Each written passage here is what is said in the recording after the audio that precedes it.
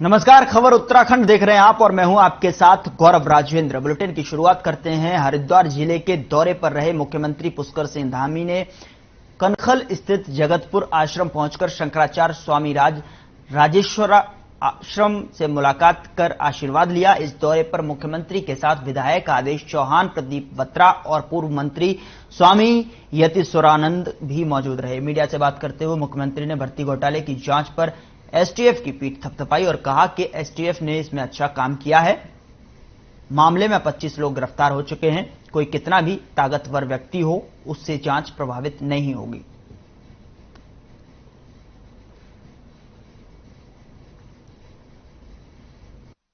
देखिए, हमने कहा है कि सभी भी जो भी भर्ती पे घोटाले हुए हैं, उन सभी घोटालों की जांच चल रही है और उस पर एसटीएफ ने बहुत अच्छा काम किया है। अभी तक 25 गिरफ्तारियां अभी तक हो गई हैं और एक एक करके सबको बाहर निकाला जा रहा है।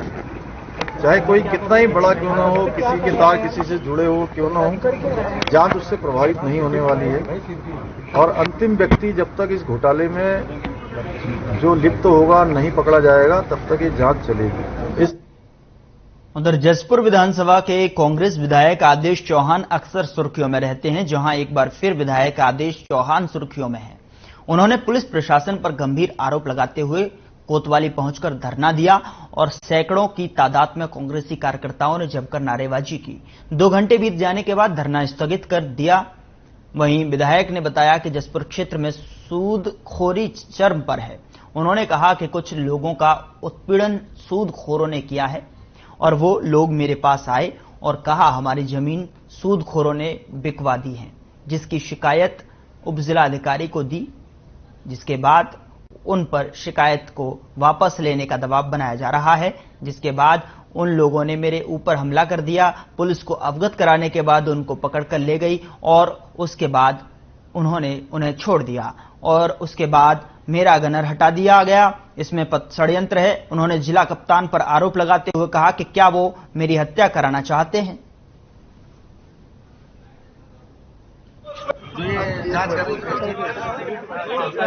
कृष्ण कुमार नाम का कोई आदमी है जो ब्याज पे पैसे देता है लोगों को, तो उसने किसी व्यक्ति को पैसा दिया था ब्याज पे, फिर उससे चेक ले लिया था, जिसकी कंप्लेंट उसने फिर माननीय न्यायालय में कर दी थी। तो इसके अगेंस्ट कुछ लोगों ने एसडीएम जसपुर में ये कंप्लेंट दी थी कि इसी के खिलाफ, सूदखोरी के खिलाफ इंक्वायरी की जाए। तो उसी संबंध में कल माननीय विधायक जी के आवास पे ये लोग गए थे, दोनों पक्षों के लोग थे। तो उसी में उनमें कुछ आपस में कहासुनी हो गई, बहस हो गई। तो उस संबंध में दोनों पक्षों से हमारे पास तहरीर आई है, जिसके संबंध में जांच चल रही है।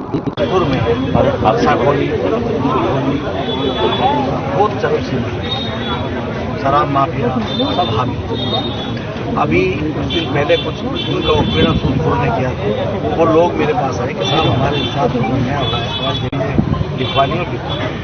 तो मैंने एक लेटर उनके द्वारा 24 तारीख को सूदखोरों के खिलाफ एसडीएम महोदय को दिलवाया। तो वो ये दबाव बना रहे हैं कि आप ये लेटर वापस दिलवाओ उनको। मैंने उस दबाव को मानने से इनकार किया, तो उन्होंने मेरे से हमला करने का प्रयास किया। उधर लक्सर एसडीएम गोपाल राम बिनवाल की ओर से प्रदेश में बढ़ते डेंगू के प्रकोप को देखते हुए सामुदायिक स्वास्थ्य केंद्र को आवश्यक उपचार और नगर पालिका परिषद विभाग को इससे बचाव के लिए सख्त निर्देश दिए गए हैं। जिसके बाद लक्सर नगर पालिका परिषद की ओर से डेंगू निरोधक दवाइयों का छिड़काव शुरू कर दिया गया है।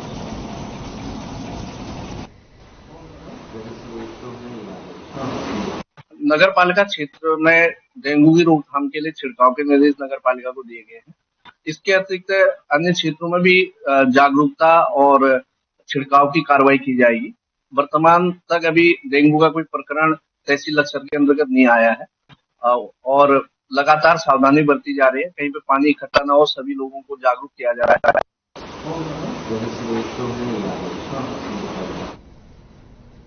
उत्तराखंड पुलिस की ओर से पूरे प्रदेश में ऑपरेशन मुक्ति अभियान के तहत रामनगर कोतवाली पुलिस ने भी इस अभियान का शुभारंभ कर दिया है। कोतवाली के एसआई कृष्णागिरी ने जानकारी देते हुए बताया कि पुलिस मुख्यालय से जारी आदेश के तहत यह अभियान चलाया जा रहा है। उन्होंने बताया कि अभियान का मुख्य मकसद भिक्षा नहीं शिक्षा है। उन्होंने बताया कि रामनगर में नगर की कई इलाकों में भिक्षा मांगते हुए भारी संख्या में बच्चे दिखाई दे रहे हैं। उन्होंने बताया कि अभियान के तहत बच्चों और उनके अभिभावकों को भिक्षा नहीं शिक्षा के लिए जागरूक किया जा रहा है। सड़कों पर भीख मांग रहे बच्चों के लिए अभियान शुरू किया है। ऑपरेशन मुक्ति अभियान का शुभारंभ किया गया, जिसमें कि साफ तौर पर हेडलाइंस दी गई कि भिक्षा नहीं शिक्षा दें। साथ ही इस अभियान के माध्यम से उन परिजनों को समझाने की कोशिश की जाएगी जिनके जो लोग भिक्षा को बढ़ावा देते हैं।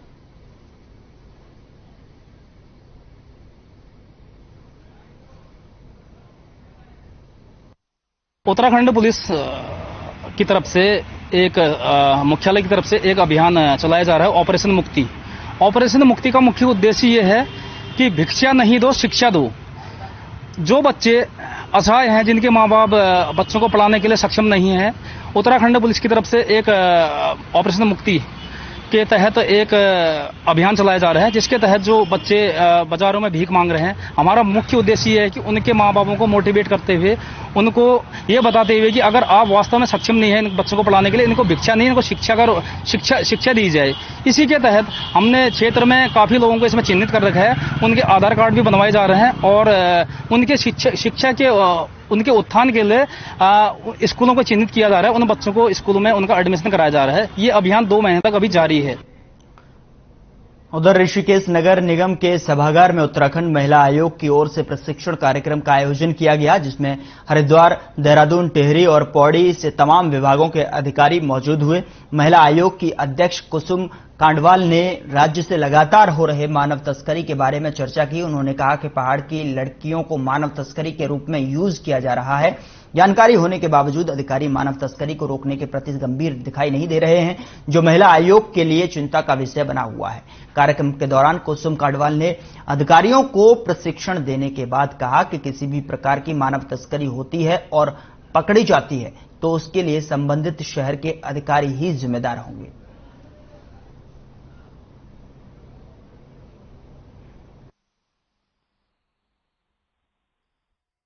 को लेकर चर्चा हुई। महिला आयोग का प्रशिक्षण कार्यक्रम था, जिसमें कि मानव तस्करी को लेकर चर्चा की गई। साथ ही बताया कि अगर भविष्य में किसी भी तरह की मानव तस्करी यहां होती हो और साथ ही उसका खुलासा होता है, यानी कि पकड़ी जाती है, तो उसके जिम्मेदार अधिकारी होंगे।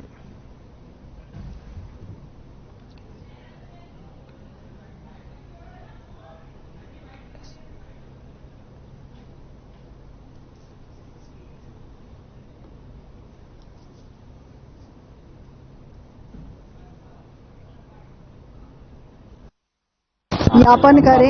इन सब विषयों पर आज चर्चा हुई है और मुख्य उद्देश्य यह रहा है कि उत्तराखंड की जो पहाड़ी क्षेत्र की बच्चियां हैं, उनको तस्करी के रूप में जो बाहर के लोग ले जाते हैं, उसे रोकने के लिए विशेष रूप से प्रयास किया जाएगा। और प्रत्येक विभाग की जिम्मेदारी बन जाती है कि प्रत्येक विभाग समझे कि उनके क्या अधिकार हैं, किस तरह से उनका सहयोग एंटी ह्यूमन ट्रैफिकिंग में मिलेगा, मानव तस्करी में मिलेगा। विशेष रूप से आज ये कार्यशाला थी।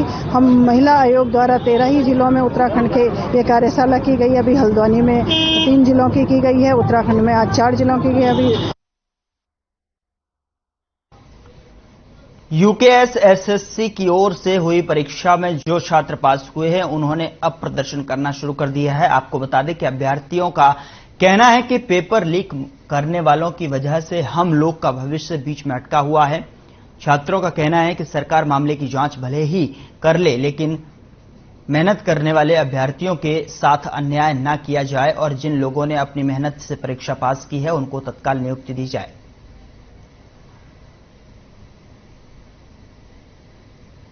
यूकेएस एसएससी में पास हुए छात्रों ने प्रदर्शन किया है, सरकार से नियुक्ति की मांग की है।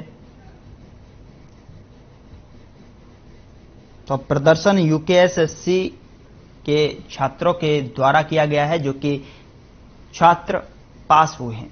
उनका कहना है कि सरकार से नियुक्ति में विलंब ना करे और जल्दी से जल्दी नियुक्ति दे।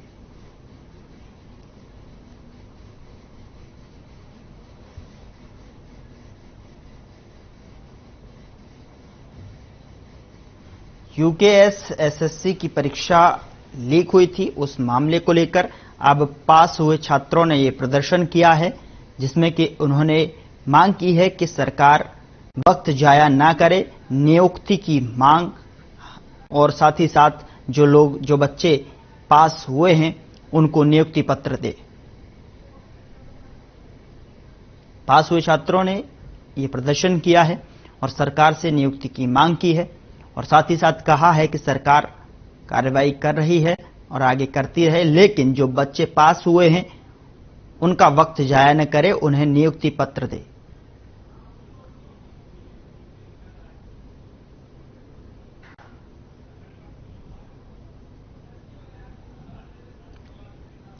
पास हुए छात्रों ने यह प्रदर्शन किया है,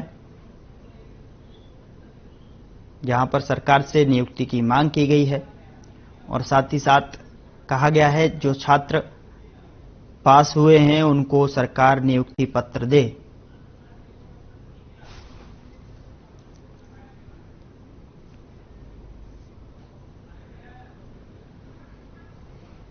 तो केवल कहते हैं, राजनीति में जिंदा रहने के लिए बयान भर देते हैं। उनको किसने रोका है कि सीबीआई मांग कराने के ऑप्शंस तो और भी हैं। क्या हमें उनको पढ़ाना पड़ेगा? अगर उनको नहीं पता तो आ जाएं, हम ही बता देंगे कैसे हो जाती है। वो एक तरफ तो कहते हैं कि हमें सरकार पर विश्वास नहीं है, डिमांड भी सरकार से करते हैं।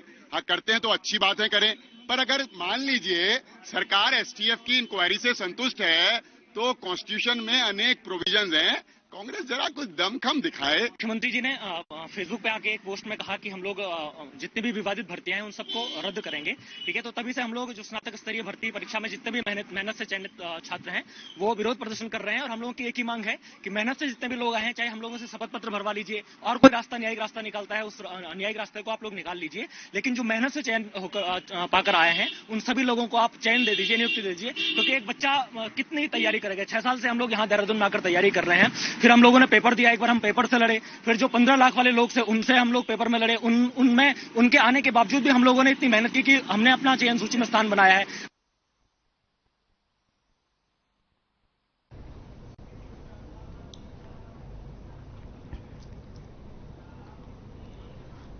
खबर चंपावत से है, जहां नेपाल के सीमावर्ती क्षेत्रों के लिए दोपहिया वाहनों का आवागमन शुरू करने को लेकर जिला प्रशासन ने बड़ा फैसला लिया है।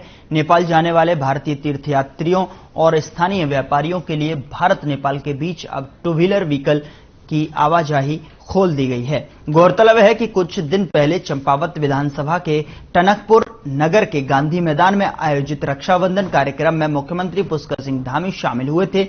इस दौरान सिद्धनाथ मंदिर की संरक्षण समिति के अध्यक्ष नारायण सिंह मेहता और स्थानीय व्यापारियों ने सिद्ध बाबा मंदिर जाने वाले तीर्थयात्रियों को आ रही दिक्कतों से अवगत कराया था, जिस पर मुख्यमंत्री ने जल्द ही आवश्यक कदम उठाए जाने का आश्वासन दिया था, जिसके बाद जिला प्रशासन ये कदम उठाया है। टनकपुर के उच्च जिलाधिकारी हिमांशु कफल्टिया ने इस बारे में मीडिया को जानकारी देते हुए बताया कि प्रतिदिन सुबह से 8 बजे से शाम 6 बजे तक दोपहिया वाहनों का आवागमन शुरू कर दिया गया है। तो नेपाल के सीमावर्ती क्षेत्रों में दोपहिया वाहनों का आवागमन शुरू हो गया है। गौरतलब है कि कुछ दिन पहले चंपावत विधानसभा के टनकपुर नगर के गांधी मैदान में आयोजित रक्षाबंधन कार्यक्रम में मुख्यमंत्री पुष्कर सिंह धामी शामिल हुए थे। इस दौरान सिद्धनाथ मंदिर की संरक्षण समिति के अध्यक्ष नारायण सिंह मेहता और स्थानीय व्यापारियों ने सिद्ध बाबा मंदिर जाने वाले तीर्थयात्रियों को आ रही दिक्कतों से अवगत कराया था, जिस पर मुख्यमंत्री ने जल्द ही आवश्यक कदम उठाए जाने का आश्वासन दिया था, जिसके बाद जिला प्रशासन ने यह कदम उठाया है। टनकपुर के उप जिलाधिकारी हिमांशु कफल्टिया ने इस बारे में मीडिया को जानकारी देते हुए बताया कि प्रतिदिन सुबह 8 बजे से शाम 6 बजे तक दोपहिया वाहनों का आवागमन शुरू कर दिया गया है।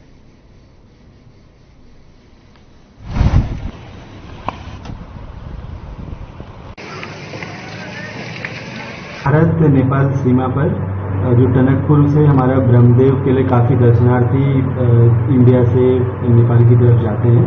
उन दर्शनार्थियों के लिए हमने CISF से और NHPC से बात करके जो रास्ता है उसको 2 व्हीलर्स के लिए खोल दिया है।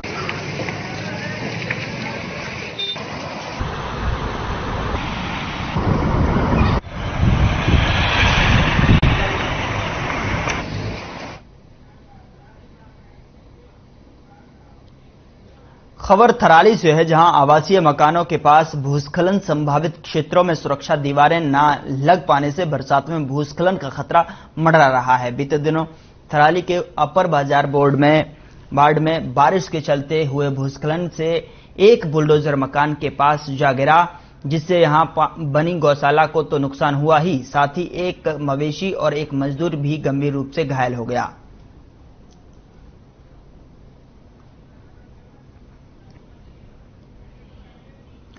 तो जिस तरीके से थराली में जहां आवासीय मकानों के पास भूस्खलन संभावित क्षेत्रों में सुरक्षा दीवारें न लग पाने से बरसात में भूस्खलन का खतरा मंडरा रहा है।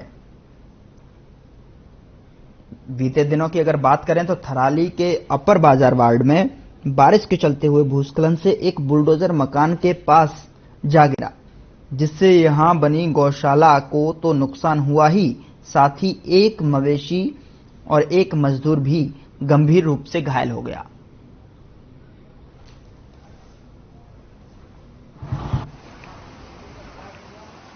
साढ़े 4 बजे के आसपास एक पत्थर गिरा। बहुत पहले से भी BRO वालों को हम कह रहे थे कि भैया ये पत्थर जो है कि नीचे इसको रोक लो। उन्होंने कोई रोकने की कोई प्रक्रिया तो की नहीं। हम फिर उनके पास गए तो उनसे उनके बाबू से वो तो मिले नहीं, उनके BRO जो उनका इंजीनियर है उनके वो मिले वहां पे। उन्होंने ये कहा कि भैया हमसे ये काम नहीं होंगे या नहीं होंगे, लेकिन चलो जान मानी का जो भी खतरा बच टल गया। एक विदेशी नागरिक मर जाता वो भी परेशानी थी। दूसरा ये था कि वहां से वो पत्थर अगर नीचे बाजार चले गए जाता तो वहां तो बहुत क्षति कर देता था। मैं कहना चाहता हूँ कि 3 साल पहले यहाँ पर रोड चौड़ीकरण का कार्य शुरू हुआ था। उसके बाद से ही इस एरिया में लैंडस्लाइड होना रेगुलर जारी है।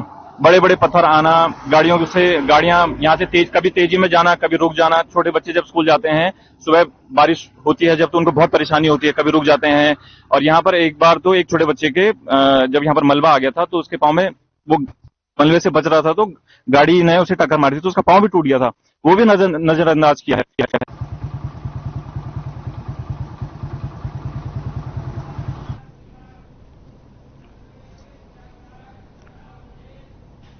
उधर प्रदेश में BPDO और BDO भर्ती घोटाले के सामने आने से अब कई और भर्तियों में भी घोटालों की संभावना जताई जा रही है, जिसके चलते युवा से लेकर विपक्ष भी अब CBI जांच की मांग कर रहा है।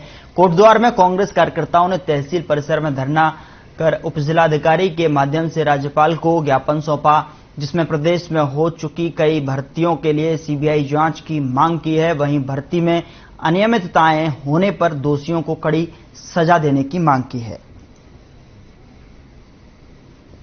तो ये पूरा मामला BPDO और BDO भर्ती घोटाले के सामने आने से अब कई और भर्तियों में भी घोटाले की संभावना जताई जा रही है। भ्रष्टाचार चरम सीमा में है। जितनी भी आज तक भर्तियां हुई है भाजपा सरकार में, सब पे भ्रष्टाचार है और सब में नकल। जो पेपर है, पेपर पहले आउट हो गया था और तब नकल करके उस बच्चे उस पर भर्ती हो रखे हैं और उनको इंजीनियर की नौकरी, किसी को PCS में, किसी को दरोगा में, सब नौकरियों में भ्रष्टाचार है और सब नौकरियों में घोटाला हो रखा है। तो हमारी कांग्रेस की मांग है कि इन सब भर्तियों की जो भाजपा सरकार में हुई है उनकी CBI जांच, और जब तक CBI जांच नहीं होती कांग्रेस पार्टी इसके लिए आंदोलन छेड़ा हुआ और पूरे जिले में, पूरे प्रदेश में आंदोलन हो रहा है। न्याय प्रदान करने के लिए सरकार को। खबर चमोली जिले के विकास खंड पोखरी स्थित सलना डांडा गांव से है, जहां पहाड़ों पर रह रहे लोगों के लिए सड़क एक सपना ही बनकर रह गई है।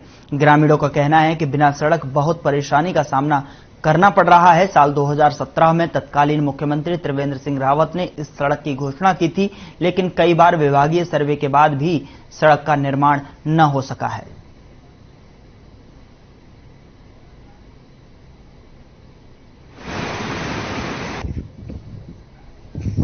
आजादी के 75 साल हो चुके हैं और अभी तक देवनगर डांडा में सड़क नहीं आ पाई। तो कई बार मुख्यमंत्री जी ने भी घोषणा की थी। सर्वे बहुत बार सर्वे हो चुकी है, लेकिन वो सर्वे पता नहीं आधी अधूरी कैसे रह जाती है। और अभी तक आप देख सकते हैं बिल्कुल अभी तक सड़क आने का नाम ही नहीं है। तो मेरे प्लीज रिक्वेस्ट है सभी लोगों से, जनप्रतिनिधि लोगों से, कि यहाँ पे हमें सड़क दिलाने का प्रयास कीजिए। तो हमारा जो है व्यवस्था जो है सही नहीं है। काफी टाइम से हमारे लोग जो है सल्ला गाँव की देवनगर के उपगांव है, वो काफी दिनों से संघर्ष कर रहे हैं कि भाई हमें रोड मिलनी चाहिए, परंतु हमारा जो है शासन जो है इस बात को अनदेखी कर रहा है और गांव वालों का आक्रोश। उधर हरिद्वार के जिला अस्पताल में मरीजों से ठगी का मामला सामने आया है। बीते शुक्रवार को एक ठग ने एक बीमार महिला से आयुष्मान कार्ड से प्राइवेट अस्पताल में इलाज कराने के नाम पर 2000 रुपए ठग लिए। महिला के परिजनों की शिकायत पर अस्पताल में लगे सीसीटीवी फुटेज खंगाले गए। सीसीटीवी फुटेज के आधार पर अस्पताल के प्रभारी सीएमएस चंदन ने अपने स्टाफ को सतर्क रहने के निर्देश दिए। दरअसल अस्पताल परिसर में ही मौजूद एक शख्स ने कहा कि वो उनका प्राइवेट अस्पताल में आयुष्मान कार्ड से ही फ्री इलाज करा देगा। ठग के झांसे में आकर महिला के परिजनों ने उसे 2000 रुपए दिए। ठग इतना शातिर था कि उसने अस्पताल के डॉक्टरों से बीमार महिला को अपनी मां बताकर प्राइवेट अस्पताल में रेफर करने की गुहार तक लगा डाली, लेकिन अस्पताल के डॉक्टरों ने उसे प्राइवेट अस्पताल में रेफर नहीं किया और अगले दिन समय सारिणी के अनुसार अस्पताल आने की बात कही। वहीं 2000 रुपए ठगे जाने पर महिला के परिजनों ने सीएमएस डॉक्टर चंद्र मिश्रा से मामले की शिकायत की है। सब कुछ साफ होने पर डॉक्टर चंदन मिश्रा ने ठगी का शिकार हुए महिला के परिजनों को पुलिस में शिकायत करने की सलाह दी है। कहते हैं कि सर हमारे से 2000 रुपया ले लिया था आयुष्मान कार्ड पे रेफर कराने के नाम पर कि डॉक्टर को देना है। तो जब मुझे पता चला तो उसने तो यही कहा कि अस्पताल के ही किसी कर्मचारी ने 2000 रुपये लिए हैं। तो उसके बाद पर मुझे अपने एक बार के लिए डाउट हुआ, तब मैंने सीसीटीवी निकाला। सीसीटीवी के रिकॉर्डिंग में उस बंदे ने जो पहचाना, तब पता चला कि वो तो किसी बाहर का बंदा है और वो उससे पैसा भी ले लिया और भाग गया।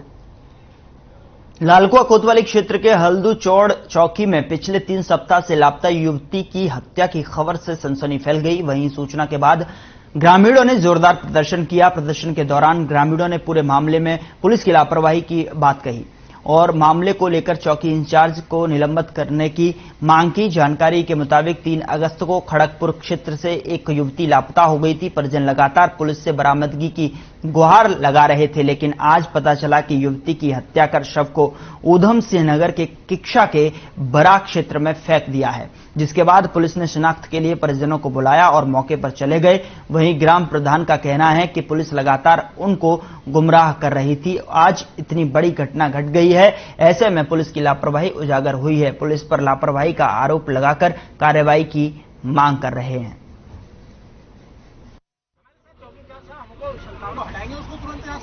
जोड़ में एक 3 तारीख को एक जो लड़की अंजलि जिसका नाम है वो यहाँ से गुमशुदा हो गई थी। तो पुलिस ने तत्काल उसकी रिपोर्ट लिखी और उसके बाद में तब से खोजबीन चल रही थी और अचानक से पता लगा कि जो है खोजबीन करने के बाद में कि जो यहाँ कुलभट्टा में जो जंगल है बरामद हुई, तो उसमें भी जो संदिग्ध है उनसे पूछताछ चल रही है और जल्द ही इस केस का खुलासा होगा कि इसके पीछे जिम्मेदार कौन है। मेरी ग्राम सभा की एक बहुत ही छोटी बच्ची और जो स्वभाव से भी बहुत अच्छी थी, वो आज 24 दिन पहले घर से कहीं चली गई और हमने 24 दिन पहले यहाँ के चौकी इंचार्ज को उसकी सूचना दी और गुमशुदगी भी दिखाई।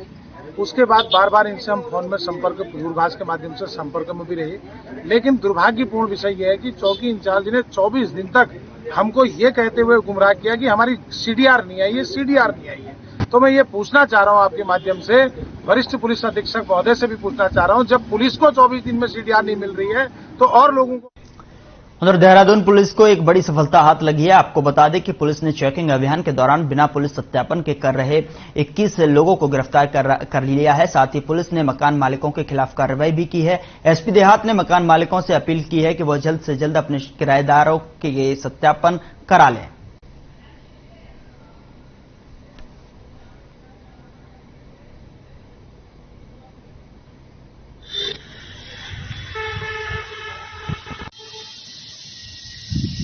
देखिए, ये कोर एरियाज हैं हमारे एसएसपी सर के, जो इन्होंने निर्देश दिए हैं उसके अंतर्गत पिछले 15 दिवस से हमारे वहाँ पे एक वेरिफिकेशन अभियान चल रहा है, मतलब सभी थाना क्षेत्रों में है।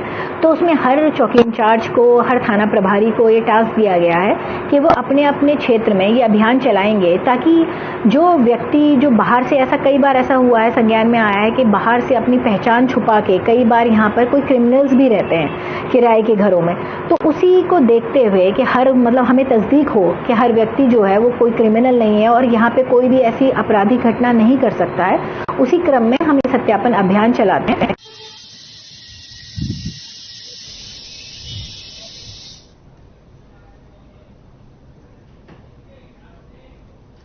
लक्सर पुलिस को एक बड़ी सफलता हाथ लगी है। आपको बता दें कि पुलिस ने बीती 21 अगस्त को महालक्ष्मी स्टोन क्रशर में हथियारों के बल पर लूट करने वाले 3 आरोपियों को गिरफ्तार किया है, जिनके कब्जे से घटना में प्रयोग एक कार, एक मोटरसाइकिल, 150 किलो तांबा और लूट किए गए 10,000 रुपए बरामद किए हैं। फिलहाल पुलिस ने आरोपियों को जेल भेज दिया है।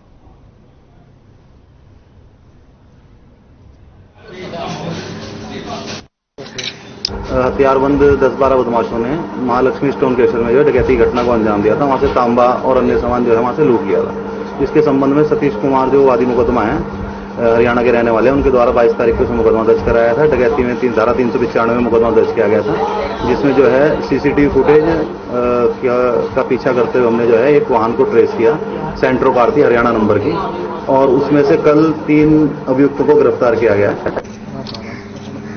फिलहाल बुलेटिन में इतना ही। आप देखते रहिए हर खबर।